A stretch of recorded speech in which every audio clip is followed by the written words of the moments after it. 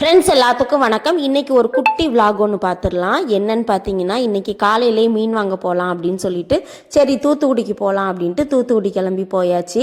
ஏன்னா அங்கே தான் அந்த சூற மீன் கிடைக்கும் அப்படின்னு சொன்னாங்க. பார்த்துக்கோங்க, எங்கள் ஊர் சைடு அந்த அளவுக்கு இந்த சூற மீன் வந்து கிடைக்காது. அதனால் அங்கே போய் வாங்க போகலாம் அப்படின்னு சொல்லிட்டு அங்கே காலையிலே கிளம்பி போயிட்டோம்.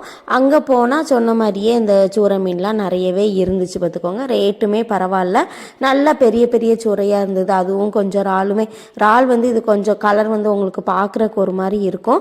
ஆனால் வந்து முக்கால்வாசி உரிச்சு எடுத்தாச்சு. பார்த்துக்கோங்க, இது கடைசி ஆக ஆக அந்த கலர் வந்து கொஞ்சம் மாறும் இல்லையா, அந்த மாதிரி மாறி இருக்கு, வேற ஒன்றும் இல்லை. ஏற்கனவே கொஞ்சம் சூற மீனும் அதுக்கப்புறம் ஏன்னா 3 மீன் வாங்கினோம். அதில் வந்து ஒரு மீனை வந்து இங்கே சமையலுக்கு எடுத்தாச்சு. சூற மீன் அதுக்கப்புறம் கொஞ்சம் இறால் எல்லாம் வச்சு சமைச்சு எடுத்துகிட்டு தான் இதை வந்து ஐஸில் போட்டு வச்சுருந்தோம். இதை அதுக்கப்புறம் நம்ம வந்து பார்த்துக்கலாம் அப்படின்னு சொல்லிட்டு நாங்கள் எல்லாம் சமைச்சு சாப்பிட்டுட்டு தான் திருப்பி இதை வந்து பார்க்க ஆரம்பித்தோம். பார்த்துக்கோங்க, அதுக்கப்புறம் வந்து இந்த 2 சூற மீனையும் ஈஸியாக கழுவி, சூற மீன் வந்து கழுவுறது ரொம்ப ரொம்ப ஈஸி. இன்னொன்று ரெண்டுமே நல்லா பெரிய மீன் தான், நல்லா அந்த ரத்த பதத்தை அப்படி இருக்கும். பார்த்துக்கோங்க, ரத்தமாக இருக்கும் அந்த சூற மீன் மட்டும். நல்லா ஃப்ரெஷ்ஷான மீன், ஈஸியாக கழுவிடலாம். கழுவி எடுத்துட்டு சரி ஒரு ஆசை என்ன அப்படின்னா, நம்ம வந்து ஊறுகாய் போடுறதுக்கு இந்த சூற மீன் வந்து நல்லாயிருக்கும். அதனால ஊறுகாவையும் நம்ம ஒரு பக்கம் கொஞ்சமாக போட்டுட்டு ஒரு சின்ன ஆர்டர் பார்த்துக்கோங்க அன்னைக்கு. அதனால் ஊறுகாய் வந்து அவங்களுக்கு தனியாக நான் வந்து எடுத்து வச்சுட்டேன். அதுக்கப்புறமா இந்த மீனில் தான் அந்த மாசி போடுவாங்க. பார்த்துக்கோங்க, அதனால அந்த மாசி போட்டுடலாம் அப்படின்னு சொல்லிட்டு நாங்கள் வந்து, ஏன்னா புதுசு இந்த மாசி வந்து போட்டதெல்லாம் கிடையாது, கடையில் வாங்குவோம் அவ்வளோதான், மற்றபடி போட்டது கிடையாது.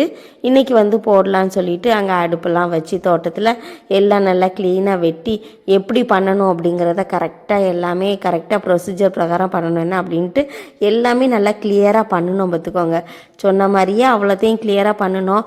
நல்லா வெயிலுக்கு வெயில் அடிச்சுது, எல்லாமே நல்லா நீட்டாக காய போட்டோம். பார்த்துக்கோங்க, மாசி வந்து நல்லா கண்ணாடி மாதிரி வந்துச்சு.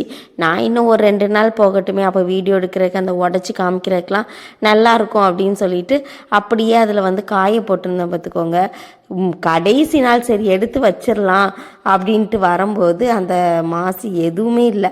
இந்த இப்படி கெட்டி தொங்க போட்ட மாசி மட்டும்தான் அந்த ஒரே ஒரு பீஸ் வந்து இருந்துச்சு. பார்த்துக்கோங்க, என்னென்னா எதுவோ பூனையோ எதுவோ அவ்வளோத்தையும் தூக்கிட்டு போய் நான் பண்ண தப்பு தான். பார்த்துக்கோங்க, ஒழுங்காக ஃபஸ்ட்டே நான் எடுத்து உள்ளுக்குள்ளே வச்சுருந்துருக்கலாம். சரி இன்னும் ஒரு நாள் நல்லா காயட்டுமே அப்படின்னு நினச்சி நான் போட அது ஈஸியாக தூக்கிட்டு போயிடுச்சு. சரி பரவாயில்ல, நம்ம அடுத்த நேரம் ட்ரை பண்ணிக்கலாம் அப்படின்னு சொல்லிட்டு விட்டுட்டேன். என்ன அந்த வீடியோ வந்து நான் கடைசி எடுக்கணும் அப்படின்னு நான் நினச்சிருந்தேன். சரி நாளைக்கு வந்து எடுத்துக்கலாம் அப்படின்ட்டு விட்டுட்டேன். இந்த ஒன்றே ஒன்று மட்டும்தான் மிஞ்சுது. பார்த்துக்கோங்க, லாஸ்ட்டாக மெனக்கிட்டு இங்கேருந்து போய் வாங்கிட்டு வந்து இவ்வளவும் செஞ்சு எடுத்து கடைசி பூனைக்கு தான் கொடுத்துருக்கோம். அதோட இந்த வீடியோ முடிஞ்சுது. நாளைக்கு வேற ஒரு வீடியோவில் சந்திக்கலாம்.